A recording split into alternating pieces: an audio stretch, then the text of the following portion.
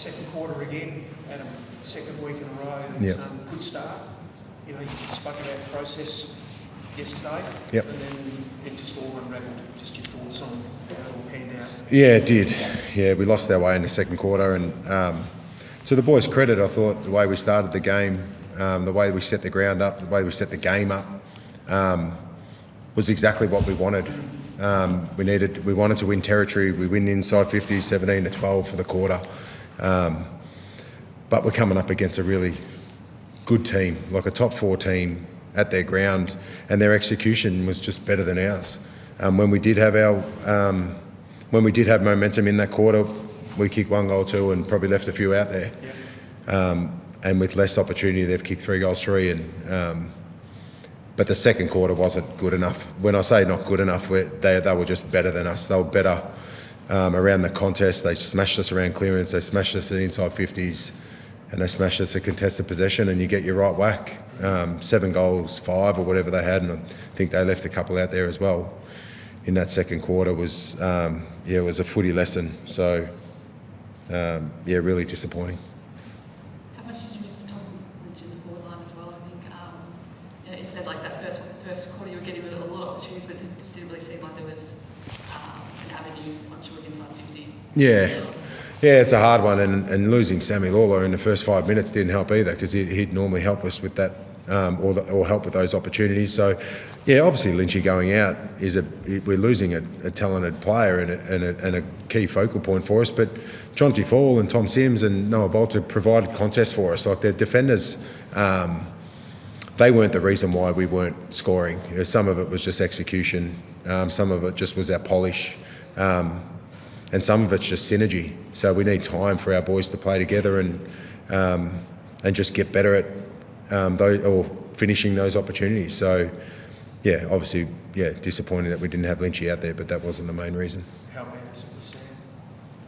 Yeah, it's an unfortunate one. Look, he's done the same one, and I think the mechanism's something that it's hard to train. It looks like a bad one. Which is really disappointing. He loves this club and he loves his teammates and he just wants to help.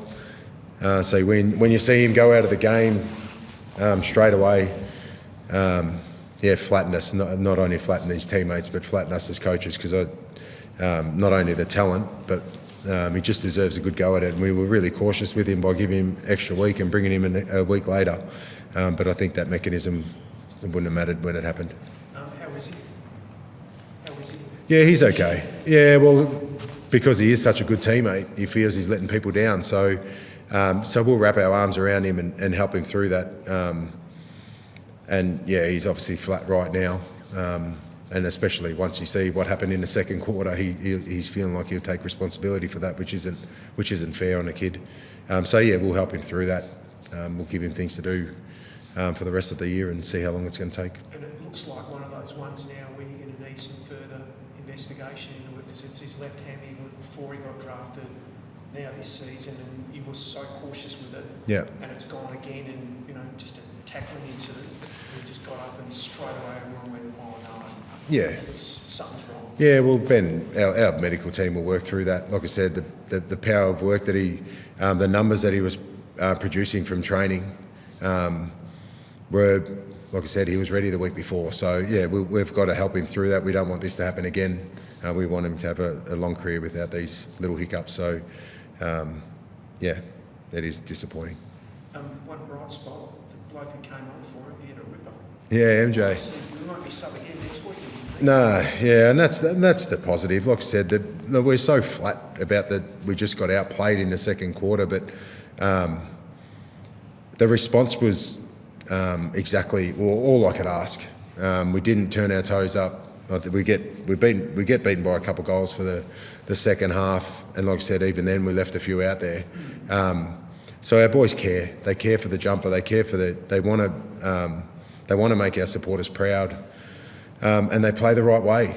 We're just, like I said, we're batting a little bit with just our execution for it. I think we kicked 2 goals 9 from turnover, whereas they kicked 10 goals 3. So with that, you just get reward for effort, and right now we're not. and we'll keep training it, we'll keep reviewing it, and we'll keep getting better at it. So, like I said, we'll learn from the best. They're one of the best teams in the comp, and we'll learn the reasons why they are so potent when they do go forward. And we'll just hope that we can fast track our boys to get to where they're at. And just a word on Morris's game, because it really looked like he took an opportunity. It was exciting, yeah, and he got some opportunity inside. Had some midfield exposure, and losing Sammy and then obviously Hugo.